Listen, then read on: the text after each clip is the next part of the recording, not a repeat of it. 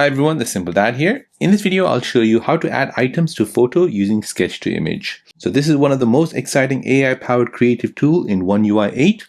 The Sketch to Image feature lets you draw or sketch on a photo, and Samsung's AI will intelligently transform your rough sketch into a realistic image. So if you want to add a missing object to your photo or picture, just draw it and AI will fill in the details as if it was already there. So as an example, we'll go ahead and open up Gallery. We'll go ahead and open up a picture. So for example, this one here. So let's just say I want to add some sunglasses to this picture here. So using Galaxy AI, I'll go ahead and tap on Galaxy AI at the bottom. Now at the bottom, I'll go ahead and switch this over to Sketch to Image. Now I'll go ahead and zoom in, and let's go ahead and add some glasses right at the top of our head here. Now I'll tap on Generate. Now Galaxy AI will recognize that and will transform it into some sunglasses. So it's basically recognized as a hairband. Let's try again one more time.